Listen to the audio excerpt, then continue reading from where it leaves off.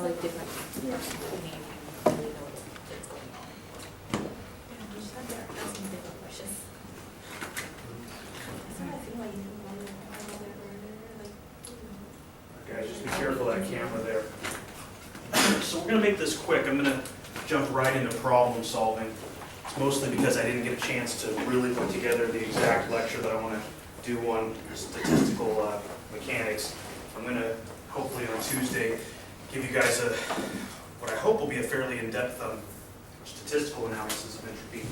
But since I haven't gotten that finished yet, we're going to introduce the Gibbs free energy today, and then we're going to do a couple problems using Gibbs free energy. And there's also one other entropy problem that I'd like you guys to practice in class before we start giving you exams on things. So we mentioned before that for an isolated system, the requirement for a spontaneous reaction is that the entropy of that system is increasing, right? We looked at that in two ways. We had the free expansion of an ideal gas, where there was no change in the internal energy and there was no exchange of energy with the surroundings, and we said that it will proceed in the direction that increases the entropy, right? We also looked at those two metal blocks that came together, and no heat was exchanged with the surroundings. It was all internal exchanges within our system, and we said that for that isolated system, spontaneous reaction required an increase in the entropy function. We calculated that. So the question is then, if we don't have an isolated system, if we have contact with the surroundings, what is going to be the requirement for spontaneity in that case? And it's very simple extension of the logic that we used earlier. We said that for isolated systems, delta S has to be positive. Well, for a system, for the universe composed of a system and the surroundings, the sum of delta S for both the system and the surroundings are going to need to be positive. So if we have a reaction that occurs where system and surroundings are in thermal contact, then the requirement for spontaneity of that reaction is going to be that the delta S of the system and plus the delta S of the surroundings, the sum of those entropies, ends up being greater than 0. This requirement leads directly to the formulation of yet another very important state function in chemistry, the Gibbs free energy. We know Gibbs free energy. We've learned to use it in our Gen Chem classes. We know that for a spontaneous reaction, the Gibbs free energy has to be negative. We kind of just introduced that early in Gen Chem and don't really explain to you what it is exactly that the Gibbs free energy means. And so now we're going to try to give you a view of where that came from.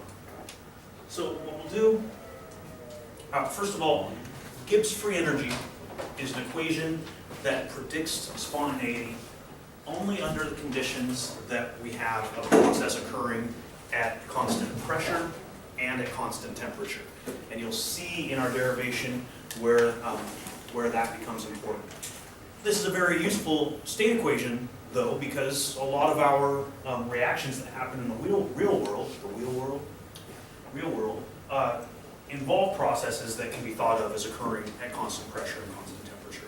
And so the Gibbs free energy ends up becoming a very, very high utility device or expression for analyzing spontaneity under real world conditions. So, now the math.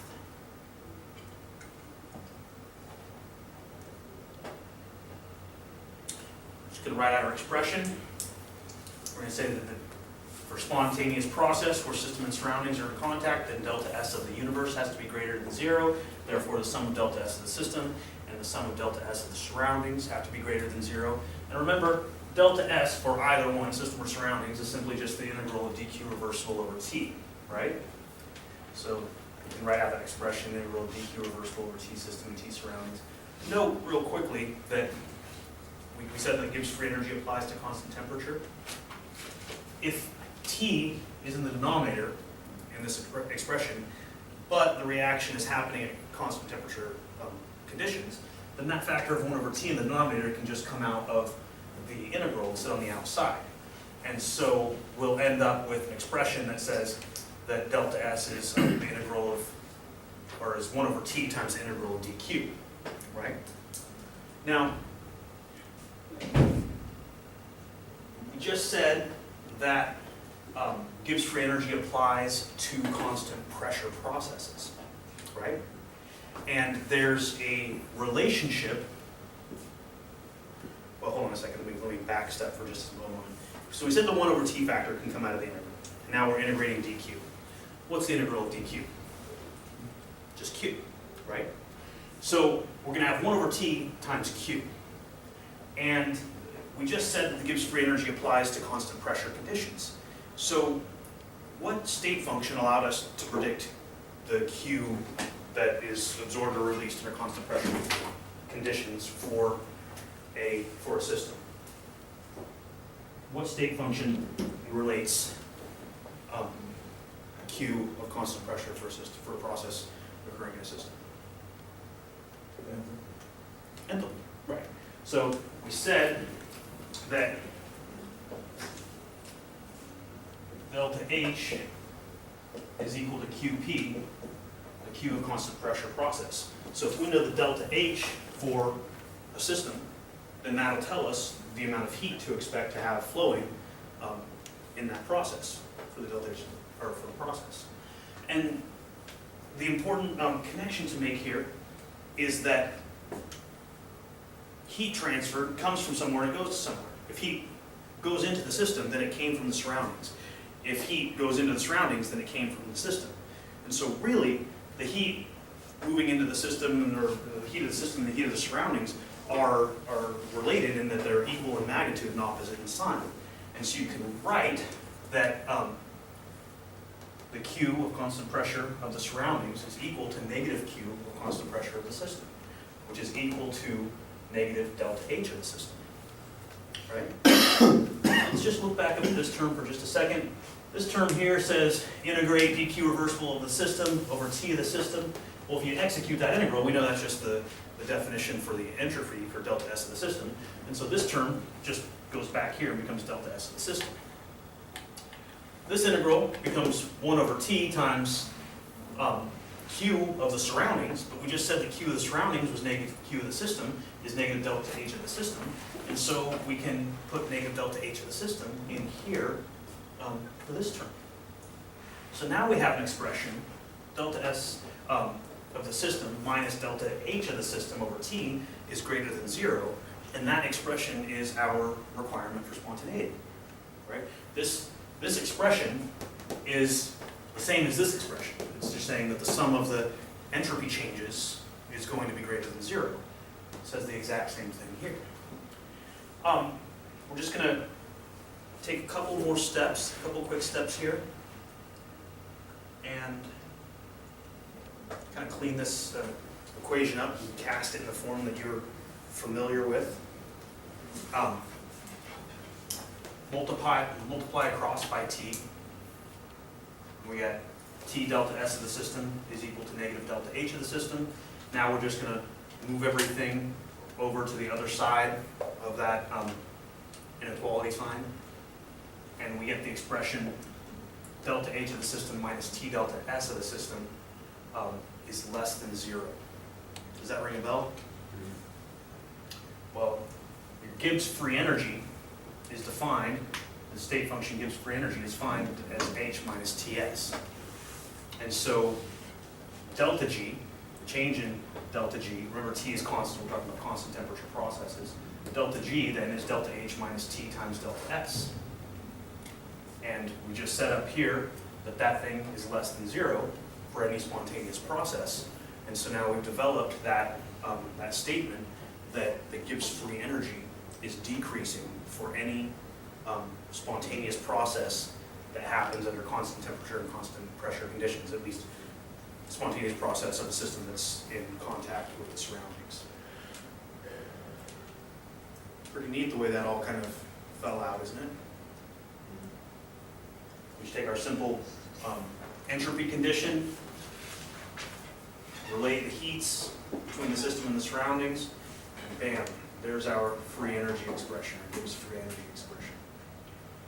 We're going to learn to play with this for a little bit, but first, let's just kind of point some things out.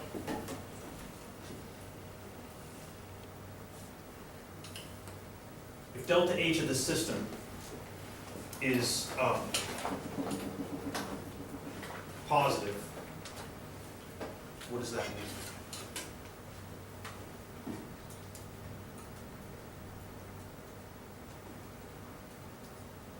Means that the system's taking on heat, right?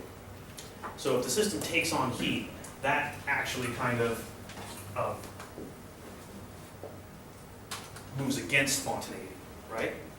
It acts to make things less spontaneous because that would cause delta G to end up being more positive, right? You got a positive delta H, you got a positive delta G, so the reaction's less spontaneous. If delta H is negative, in that heat is flowing from the system to the surroundings, and the system's losing heat, then that's going to cause delta H to be negative, which adds to the negativity of delta G.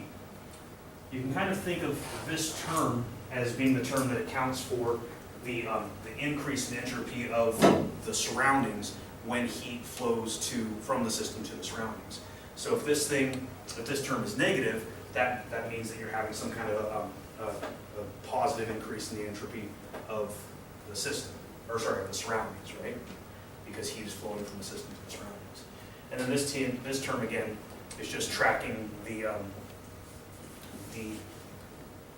changes in entropy of the system itself. Again, if the delta S of the system is positive, so if system entropy is increasing, then this whole term will be negative, leading to an increase in spontaneity. And G is negative, reaction spontaneous. So you get a positive delta S of the system, you get a more spontaneous reaction. The magnitude increases with T. If you get a negative delta S of the system, then this term becomes positive, and it kind of moves the reaction away from spontaneity. So you can look at the Gibbs free energy equation and kind of think of it in terms of a term that accounts for entropy changes in the surroundings and entropy changes in the system. And the sum of those two terms ends up determining whether or not delta G is positive or negative, and the reaction is spontaneous or non-spontaneous. I'm starting to think that practice is the best policy, and so what I want to do is I'm going to throw a couple of problems at you right now. We're going to do a Gibbs free energy problem or two. I'm going to give you one, and I'm going to shop around for another one while you're working on the first one. And then after that, we're going to do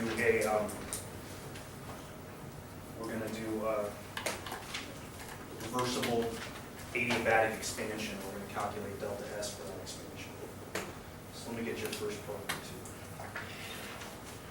too. This one's from the homework.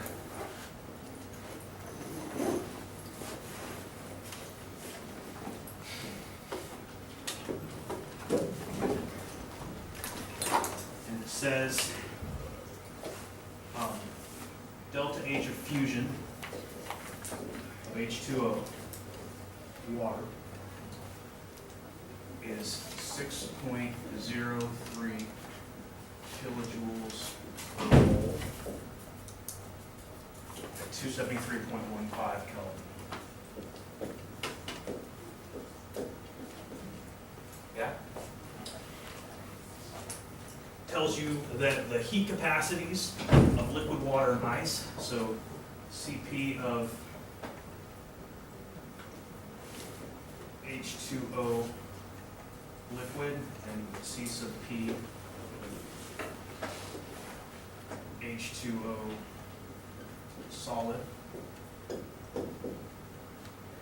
are 75.3 joules per mole Kelvin and 37.9 joules per mole Kelvin. And the question is, for the process, H2O liquid goes to H2O gas.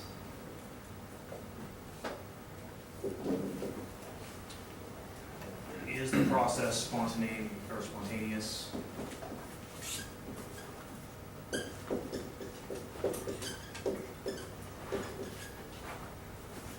At the following temperatures.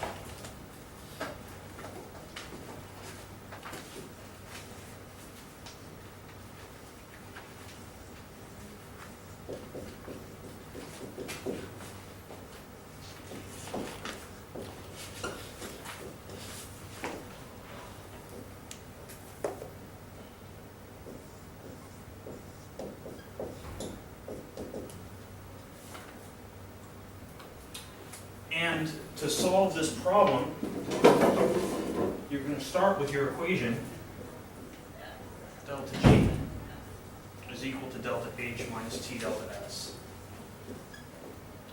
And you're going to analyze that expression at different temperatures.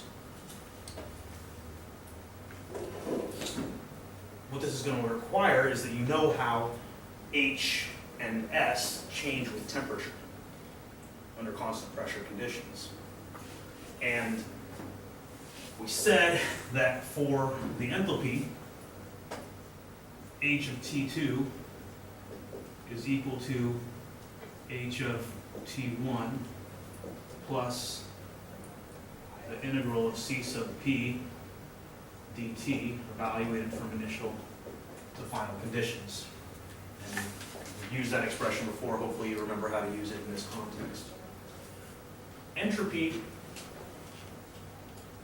we have a similar expression that says that the entropy of some temperature T2 is going to be equal to the entropy of T1 plus the integral of C sub P over T dt. Does this ring a bell? C sub P of integral of C sub P over T? We did that when we were talking about entropy due to heat transfer from initial to final conditions. You're going to need one other piece of logic to figure out this problem. You're given the enthalpy of T1. You know exactly what that is. You're not given the entropy of T1. But you might, if you remember last day's lecture, remember how to calculate the entropy of a phase change, right? This is just a phase change. And we said that for a phase change,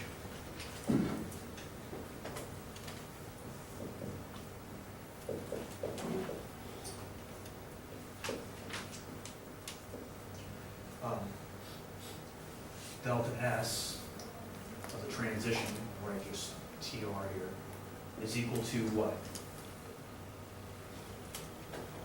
What did we say on Tuesday the entropy was for phase change? Phase changes happen at constant temperature, yeah. When a phase change is happening, the molecules aren't speeding up. And so if we're saying that ds is equal to dq reversible over t, then that leads us to delta s is equal to the integral of dq reversible over t. T is constant, comes out of the integral for phase transition. So it's 1 over t times the integral of dq reversible. Which is heat capacity. This is a constant pressure constant, or yeah, it's a constant pressure process.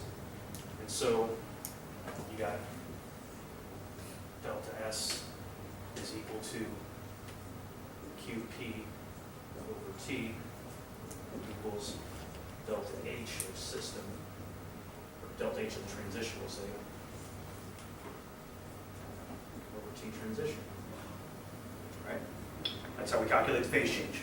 So if phase change happens at constant pressure, and we have that for constant pressure process, Q of constant pressure is equal to delta H of the reaction, delta H of the process. And so that's how we calculate delta S of T1. So I really want you guys to work in groups. Please, get together, make a large circle, talk about this problem, and try to crank it out. Ask me for advice. I'm kind of hoping that you might, at this point, be able to figure out how to do this one without my help, but if you need it, let me know. Let's spend about 15, 20 minutes on this problem, and I'll have another one for you right afterward.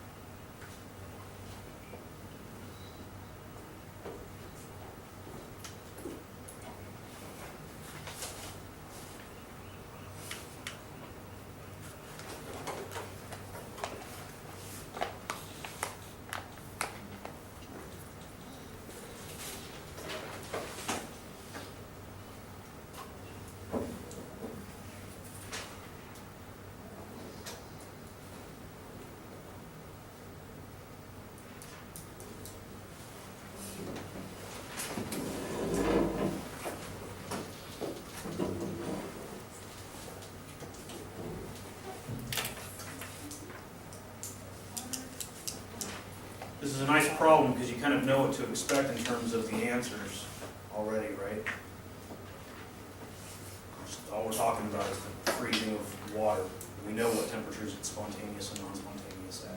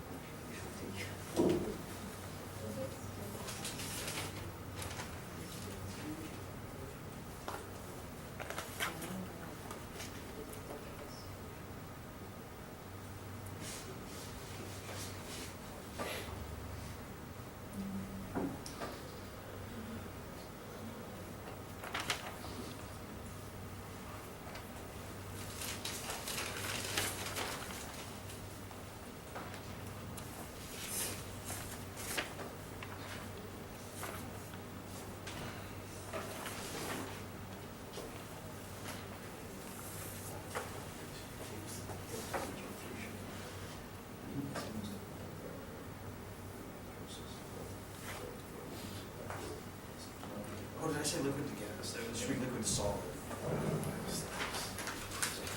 Yeah, that's why you're confused, huh?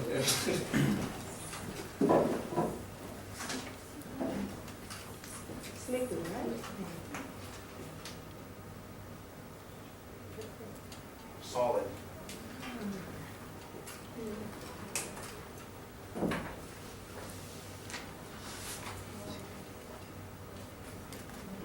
Are we lost? Or are you making progress? If you're lost, let me know, because there's no sense in sitting here for 20 minutes if you're not learning anything. But if you're making progress, keep going.